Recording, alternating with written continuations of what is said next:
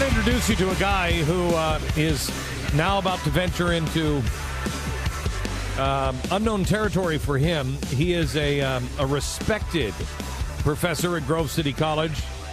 He is a frequent commentator on television, radio. His articles appear in the New York Times, USA Today. He has a bachelor degree and a PhD from the University of Pittsburgh, master's from American University. His name is Paul Kengor.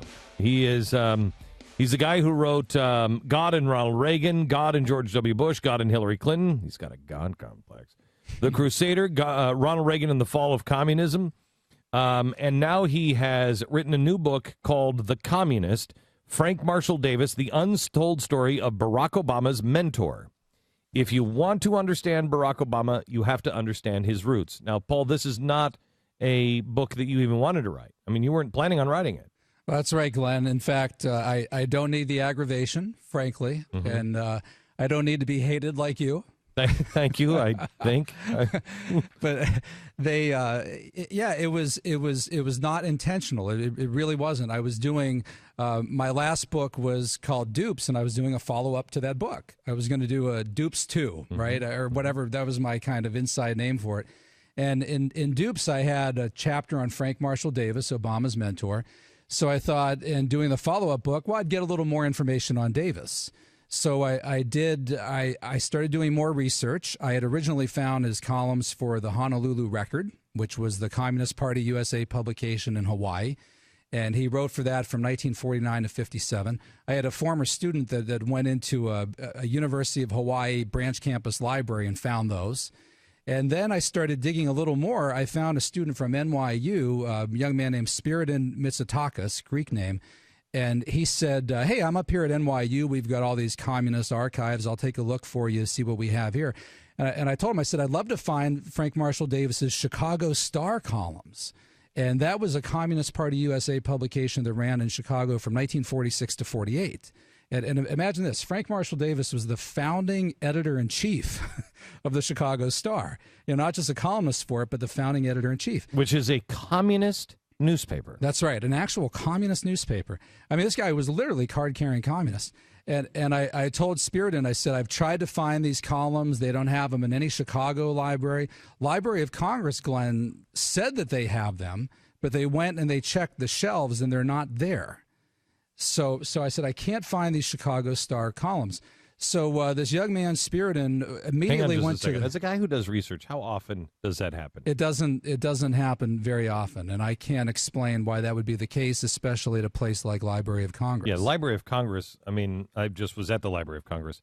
They don't screw around. No, they don't. You know, they're not. That's not. That is, they got it down. Yeah, they do. Yeah. In fact, I spent a couple summers looking through old Comintern Communist Party USA archives, and that's all in good order. No problems there. But this student, Spiridon, he went and just like that, he found all these copies of the Chicago Star, and I realized then and there, wow, look at these, look at what they say. I found Frank Marshall Davis saying things that were almost identical to what Obama quoted Frank Marshall Davis saying in Dreams from My Father. I found him advocating all sorts of things that you hear from Obama, bashing Wall Street, bashing profits, corporate fat cats, millionaires, billionaires, attacking General Motors, attacking even Winston Churchill. And after going through all of these, I finally said to myself, look, I've got to do a book on Frank Marshall Davis.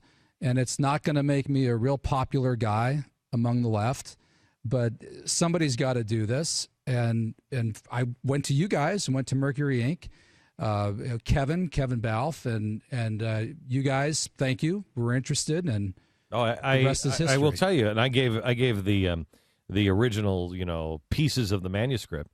I read it, Pat read it, and Kevin read it, and we all got together and said, I don't want to do a Frank Marshall Davis book, but nobody will. This is like really important. That's right. This is really important. Mm-hmm. Yeah, I felt the same way. No one else is going to do it. I don't know that I really want to do it. Mm-hmm. And I mean, again, I just don't need the grief, frankly. I have books coming out through, academic university presses, and this is the kind of thing that your colleagues will make. Oh, they're going to kill you. I'm in left-wing academia. Oh, yeah. I mean, they're going to compare me to Joe McCarthy for writing this. Absolutely. By the way, Joe McCarthy's files, have you ever read Blacklisted by History? Yeah, the Stan Evans book. Uh-huh. Yeah, great book. Yeah, a lot of those files missing from the National Archives and from the Library of Congress, too. Yeah, that's exactly right. And it's interesting that with Davis, the liberals who bother to mention him in the Obama biographies, the Obama biographers, David Remnick, David Marinas, and some of the others, they'll frame Frank Marshall Davis as being hounded by Joe McCarthy and these rabid McCarthyite Republicans.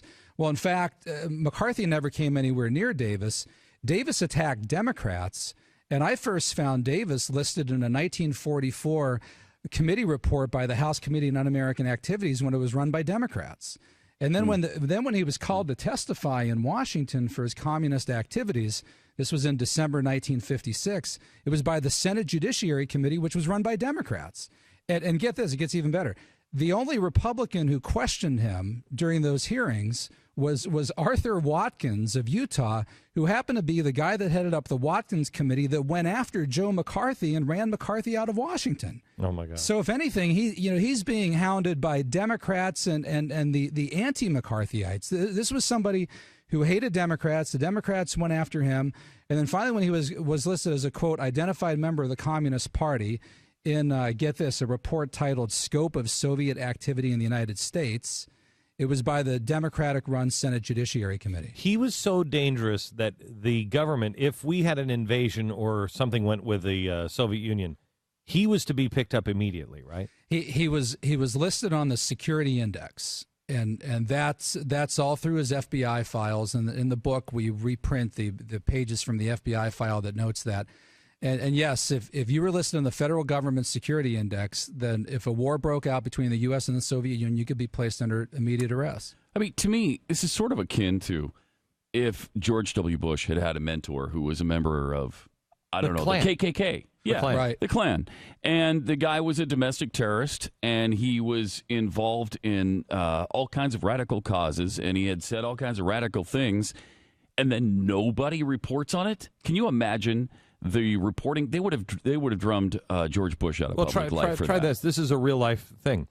On Friday, we're doing a show on history and pieces of history, and some of the stuff we've rejected. We're not going to use in the stadium in a week from now. And there's a guy who has this unbelievable library. I mean, has Abraham Lincoln stuff, has Washington stuff, but he also collects the bad stuff. He has Adolf Hitler's lapel pin. Okay. He has not only the books and the papers, but he has physical items from these people. He's got a library in his home that's 10,000 square feet. It's unbelievable. And he has that. Now, I have, he let me borrow the sword from Forrest, from Nathan Bedford Forrest. That's the guy he's responsible for Fort Pillow. Yeah, wow. He's the guy who started the KKK. He has his Civil War sword. And I thought to myself, you know what? If I bring this out, are they going to say, look, I'm glorifying that I'm glorifying the KKK? And I know, because I looked it up, they've already said he collects these things. He's a Nazi. He's a KKK member. They automatically do that if you're a collector of just items, not hanging out with them and having them be your mentor. And yet the press completely dismisses this guy. Yeah, no, it's amazing. I mean, our side has to be absolutely perfect, incredibly careful. And in fact, with Davis, Frank Marshall Davis, he actually was drawn into the party through a group called the American Peace Mobilization, which was Congress listed as, quote, the most seditious and one of the worst communist fronts in the history of the United States. The American Peace Mobilization was formed in 1940. Okay, and this was a year after the signing of the Hitler-Stalin Pact. Now that means that Stalin and Hitler were allies until Pearl Harbor, until the Germans invaded the Soviet Union in June 41. They were allies.